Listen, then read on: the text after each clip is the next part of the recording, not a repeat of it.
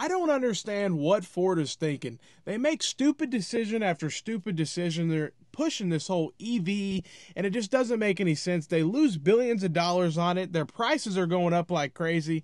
You walk up to an F-150 now, it's 70, 80 grand. It's just like, what in the world's going on? At least they still offer a V8, but it's like, come on. And the EV deal, yeah, they're losing billions of dollars, 5.5 last year. They're tracking that this year. And basically, what do they have to do? The normal combustion engines, the normal F-150, the Escapes, all that kind of stuff. That stuff has to be expensive. It has to have a higher margin for the manufacturer to make up the difference, to make up the loss. What are they doing? They're here to make money. If they're losing on one thing, they got to make it on the other, and that's the problem. And then you have to deal with the dealers. We were at another dealership. They had a $10,000 markup on a Ford Ranger. It made the Ford Ranger over $72,000 for a Ford Ranger. Are you kidding me? That's a mid-size truck.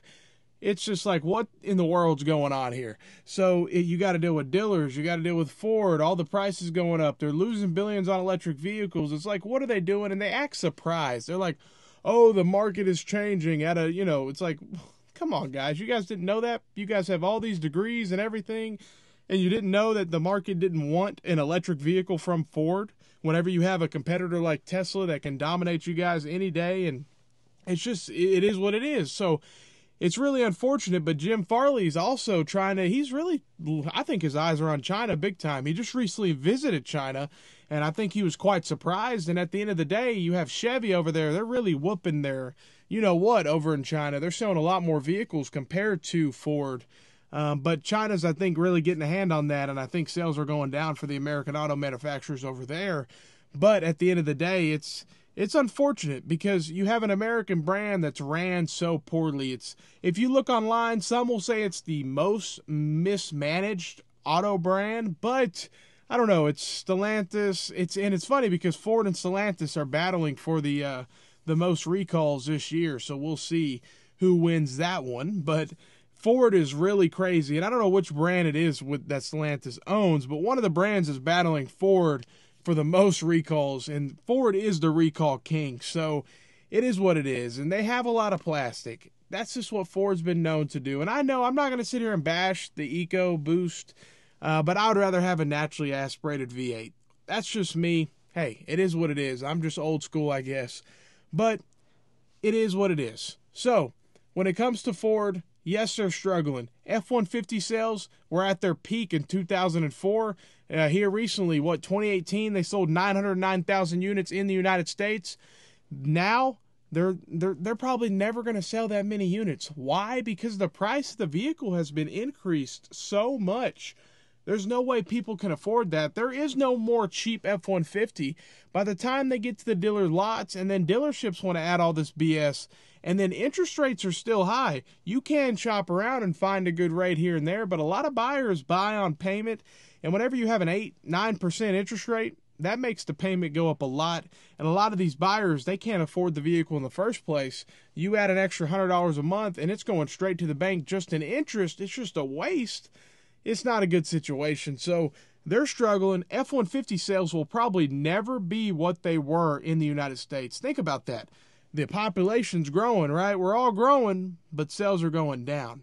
It's actually pretty crazy. And there's some people that say, oh, it's because we already have vehicles. People don't need to keep buying them. But generally, we live in we consume a lot. So that's quite unique for people not to want to consume more. I think it's just they can't. Physically, the banks can only finance so much, and people don't make that much. A $70,000 vehicle, that's a lot of money.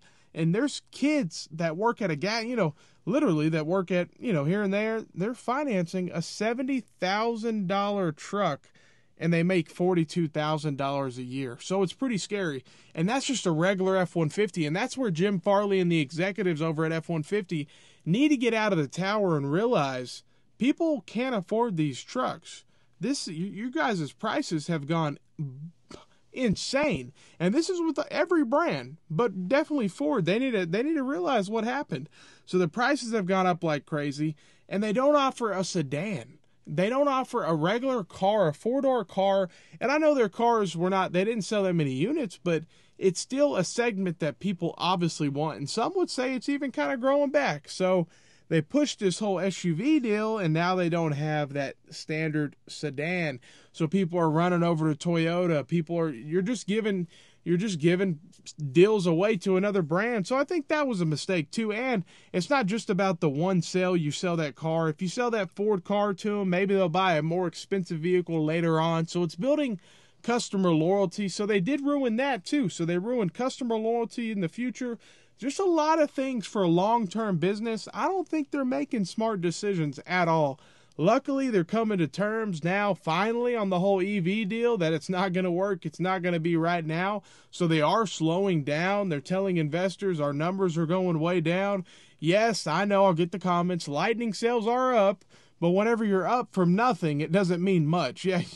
Yeah, we sold an extra 5 units, They didn't sell that many units to begin with, so being up isn't much nothing. And then, they have the Maverick, an affordable truck, even though some will say it's not a truck. But hey, it has a bed. It's still a truck at the end of the day. You can still haul stuff with it, I guess. But yeah, they are affordable if you can get them in the 20s.